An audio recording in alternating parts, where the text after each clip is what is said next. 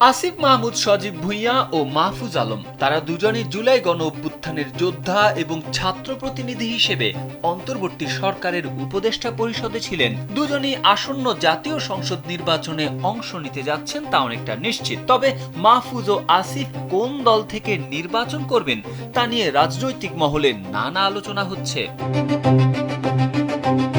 মাহফুজ ও আসিফের ঘনিষ্ঠ সূত্রগুলো বলছে তারা কেউই এখনো কোনো সিদ্ধান্তে পৌঁছেনি। তবে জাতীয় নাগরিক পার্টি এনসিপি ছাড়াও বিএনপি এবং গণ অধিকার পরিষদের সঙ্গে তাদের আলোচনা চলছে।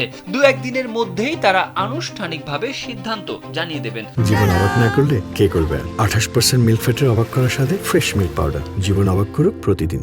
মাহফুজ আলম লক্ষ্মীপুর 1 এবং আসিফ মাহমুদ ঢাকা 10 আসন থেকে প্রতিদ্বন্দ্বিতা করবেন তা অনেকটা নিশ্চিত। মাহফুজ ও আসিফের ওই ঘনিষ্ঠ সূত্র বলছে, জুলাই আন্দোলনের সহযোদ্ধাদের গড়া দল এনসিপিতে যোগ দেওয়ার আলোচনা বেশি। এনসিপির অভ্যন্তরীণ পর্যায়েও এ নিয়ে একাধিক বৈঠক হয়েছে। সূত্রটি বলছে, আসিফ ও মাহফুজ দুজনই দলের শীর্ষস্থানীয় গুরুত্বপূর্ণ পদ চান। এনসিপির পক্ষ থেকেও সেই আশ্বাস দেওয়া হয়েছে। তাদের জন্য সম্মানজনক কোনো পদ সৃষ্টি করা হতে পারে এমন তথ্য পাওয়া গেছে। তবে কোনো সিদ্ধান্ত আসেনি। এনসিপির সঙ্গে তাদের কিছু টানাপোড়েনও রয়েছে। শেষ পর্যন্ত সমঝোতা না হলে তারা অন্য কোনো রাজনৈতিক গন্তব্যের দিকেও হাঁটতে পারেন। মাহফুজ ও আসিফের আরেকটি ঘনিষ্ঠ সূত্র বলছে, তারা দুজনেই বিএনপির ধানের শীষ প্রতীক নিয়ে নির্বাচনে প্রতিদ্বন্দ্বিতা করার ব্যাপারে আগ্রহী। বিএনপির বিভিন্ন পর্যায়ে তারা কথাও বলেছেন। তবে তাদের আসনে এরই মধ্যে বিএনপি প্রার্থী ঘোষণা করায় তাতে কিছুটা ভাটা পড়লেও সে সম্ভাবনা একদম শেষ হয়ে যায়নি বলে মনে করেন তারা।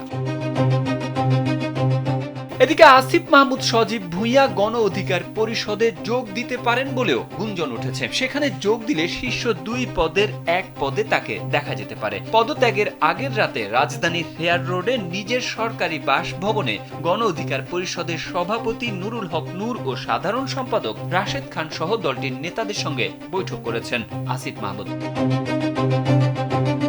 এদিকে পরবর্তী গন্তব্য ও নির্বাচন নিয়ে গণমাধ্যমের সঙ্গে কথা বলেছেন আসিফ মাহমুদ, সজীব ভুঁইয়া ও মাহফুজ আলম। আসিফ বলেন, আপাতত স্বতন্ত্রভাবে নির্বাচন করার সিদ্ধান্ত নিয়েছি। ঢাকা 10 আসন থেকে নির্বাচন করব।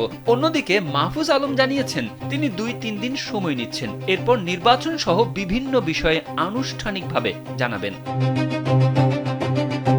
তারেক আহমেদ, কালবেলা।